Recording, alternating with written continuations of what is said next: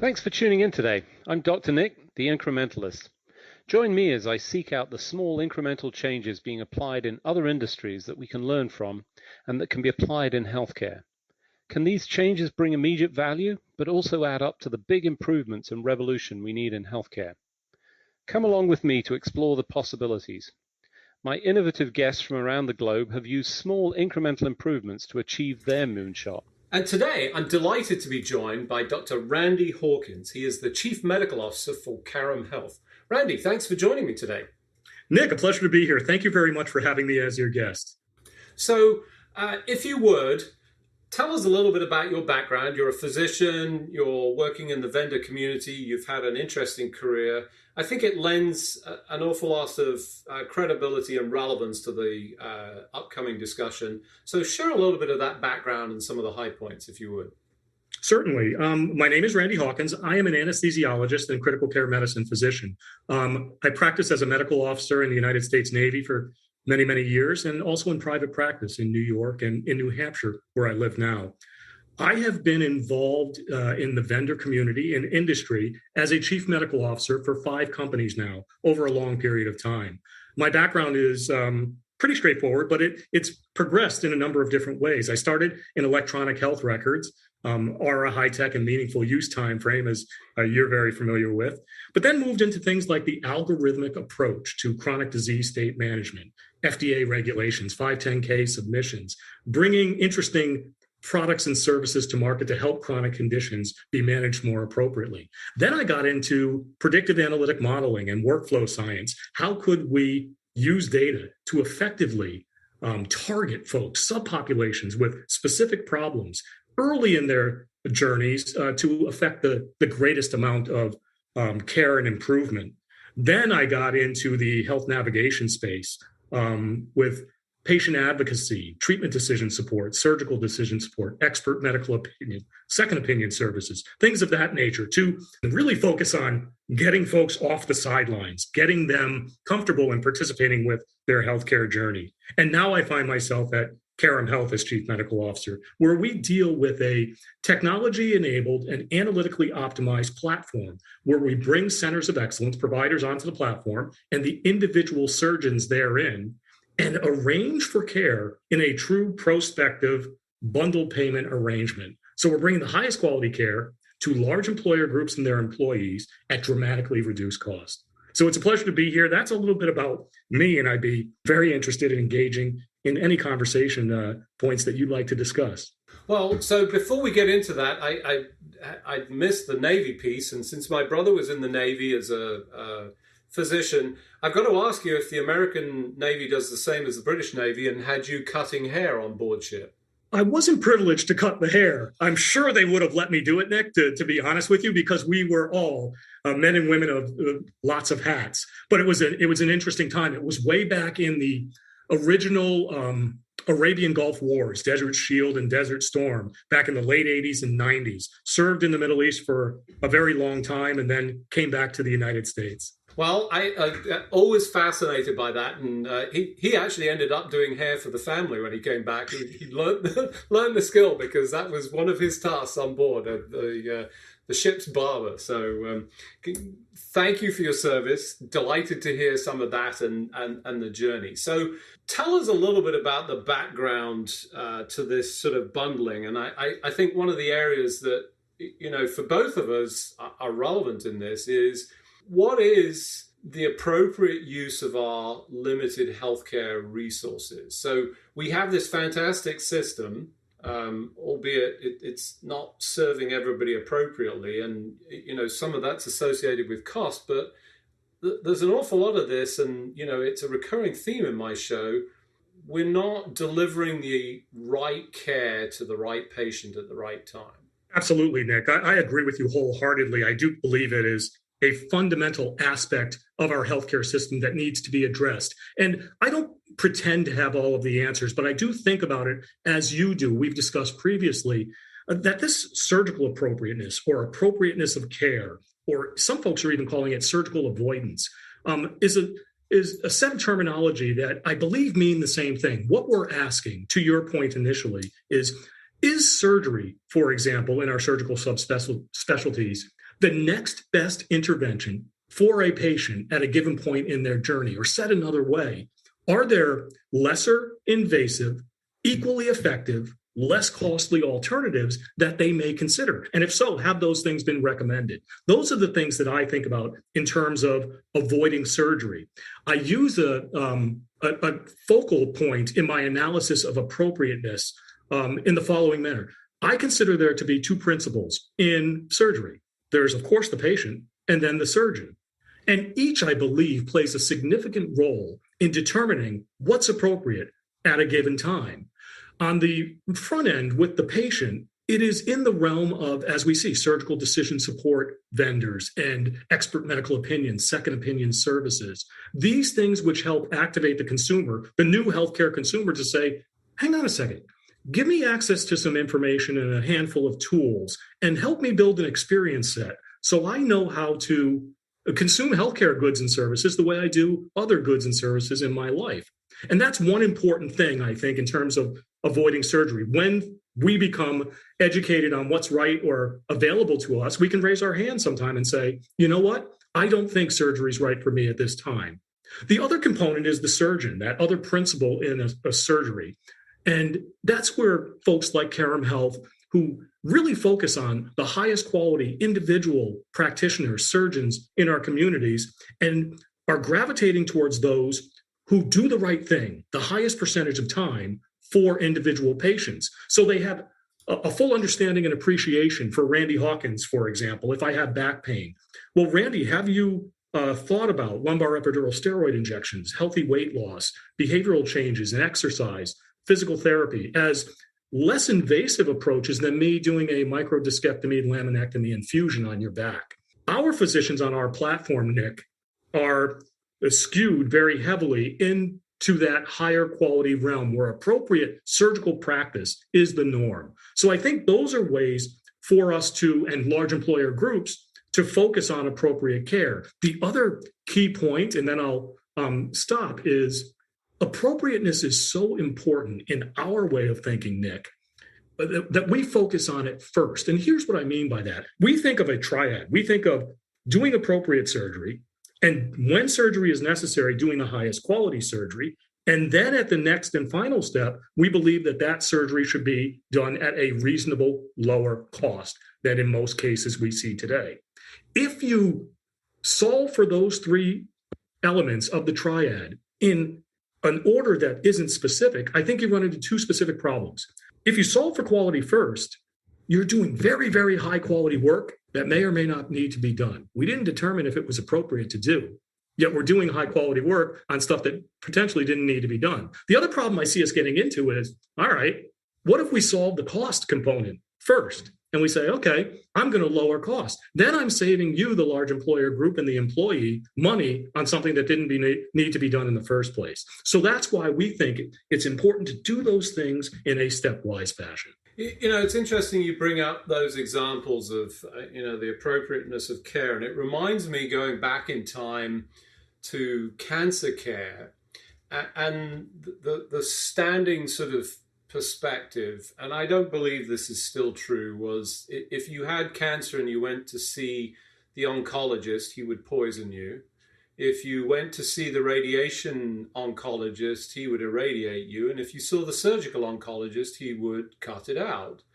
And we've approached this with a team-based approach, but I think it still suffers from the same kind of challenges that you describe of appropriateness. And you mentioned something in there that I think is critical and is a challenge, is where does the consumer play into this? Because they're not equipped necessarily to be able to, I don't want to say, they still make the decisions, but do they have the right information to be able to make those choices?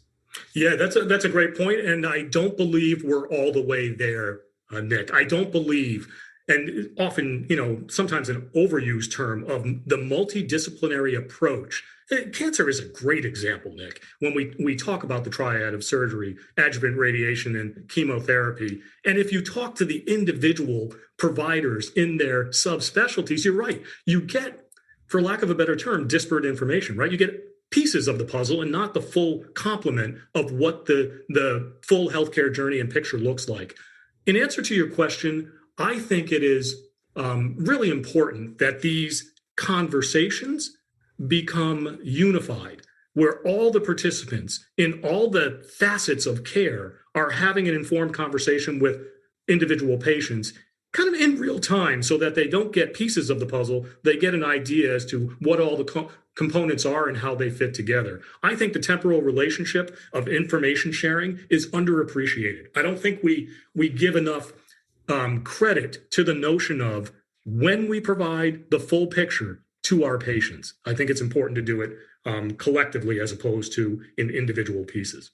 Yeah, and as I think about that, let me posit an individual in all of this that has struggled over the course of time. That's the general practitioner or the family healthcare who sits at the nexus, but in many instances, particularly in our system of fee-for-service, gets bypassed a lot of the time. People demand the right of immediate access.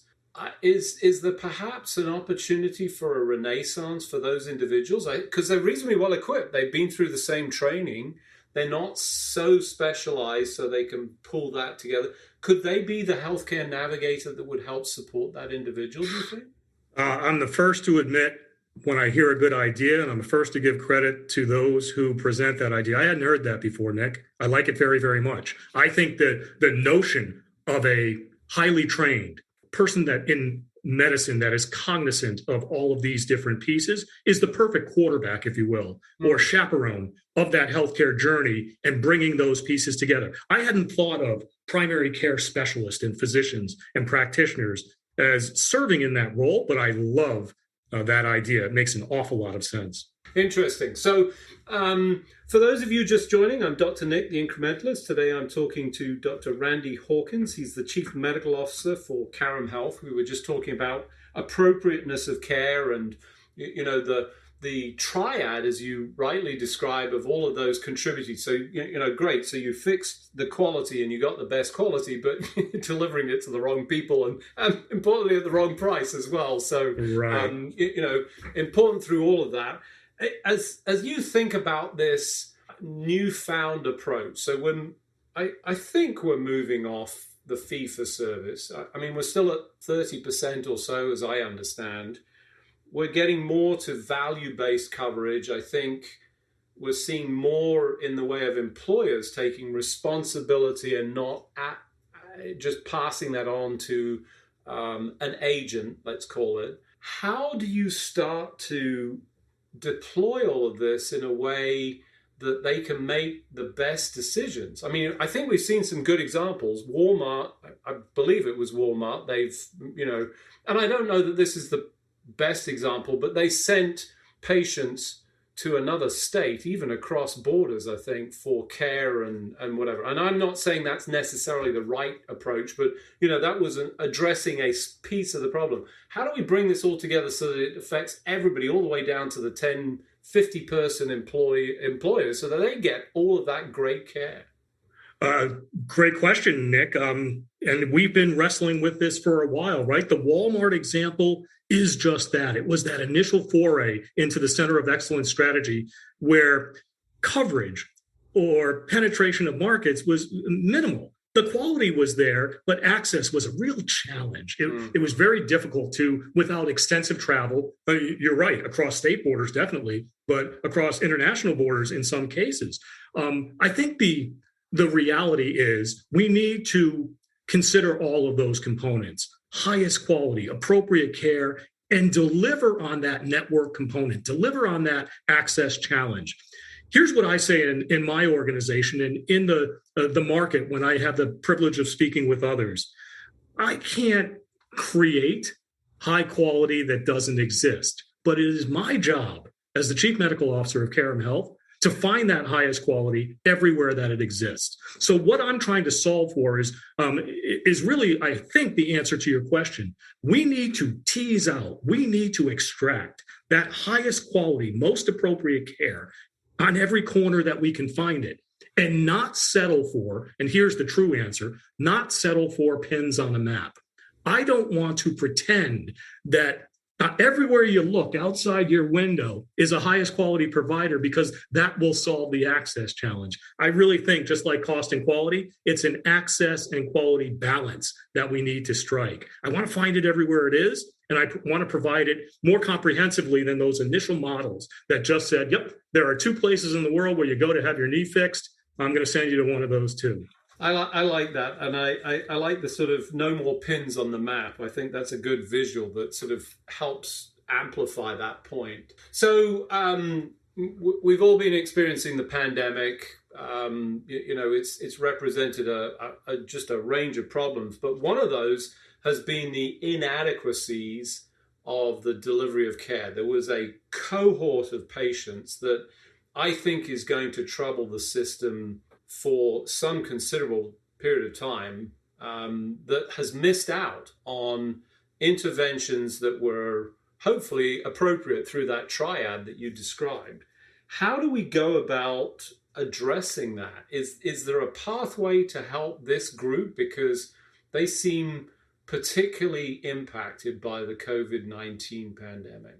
Yeah, I think that's correct, right? We talk about a backlog of elective surgeries or a pent-up demand to have certain procedures done. I think that's all true. If we look back at 2020, it was certainly true, right? Because we kind of locked it down. We needed to preserve resources and increase capacity in our existing healthcare system. And we did that by postponing and delaying elective surgical procedures, knees, hips, backs, certain forms of hysterectomies, bariatric surgery, to be sure, and others.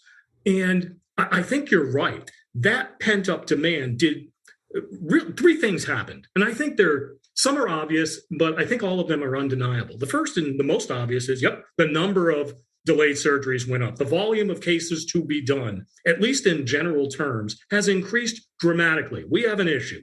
The second thing is a little less obvious, but I think just as important, is the whole notion of, because of this delay, there has been a concomitant delay in maintenance of health and chronic condition management. My point being that the subpopulation of those folks who were teed up for elective surgeries did not get healthier over the course of the pandemic. They still have their comorbidities, their conditions, and they didn't necessarily improve upon the state of those conditions.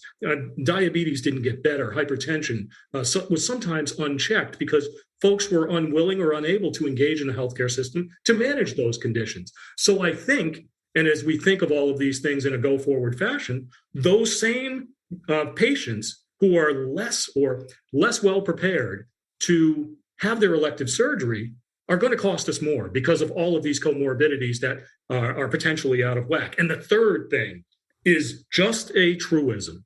As a function of the fee-for-service model that still, to your point, remains in place somewhat to this day, we had a challenge to the revenue streams of, acute care providers and their surgeons therein.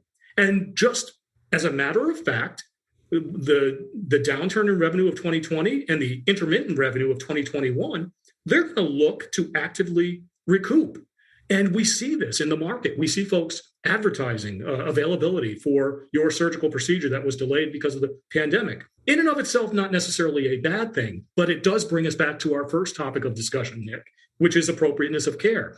Does the landscape changing and opening up access to elective procedures make surgeons more likely to operate than not, all things being considered? We have to take the confluence of these 3 forces, pent-up demand and volume, the comorbidities not being as well prepared, and this notion of, I need to recoup revenue, all coming together and making large employers and their employees suffer from higher availability and likelihood of maybe less appropriate surgical intervention, and the cost overrun associated with that, post-obstructive diuresis, if you will, of patients coming to the operating room looking for their procedure to be done. I love that, post-obstructive diuresis for it. That's a perfect. That's just great. So, as you think about it, one of my sort of focus areas is very much around price. I come from a different system. where price was not the sort of focal point. I've struggled with it ever since I've been in this country. It continues to be a problem. The one thing that I've seen that I think is helping change the way that we think about these things is the transparency, which we didn't have. It's been fought tooth and nail by all sorts of vested interests. Is that going to start to contribute and help bring things down? Absolutely. Right. I believe, like I was saying about appropriateness of care being the first step, I believe price transparency is the first necessary step to helping bring down costs. You can't fully appreciate and understand how much more you're paying for a service or a good than somebody else until you know what that is. So I am with you 100% on that, Nick. We have to completely instill this notion of price transparency into the cost reduction strategies that we're looking to employ. The other component, I think we might agree on this as well, is the notion of prospective bundling of pricing, which is in and of itself, right, by definition, transparent. I know before I do it what the price of that service is going to be. That makes me feel better about what I'm going to pay. But it also aligns incentives, Nick. What I love about the bundle payment approach is it does things for the surgeon, it does things for the employer, it does things for the patient. For the surgeon, it gets them paid right away. They know what they're going to get paid, and they don't have to struggle to get it with individual bills from anesthesiologists and so on and so forth.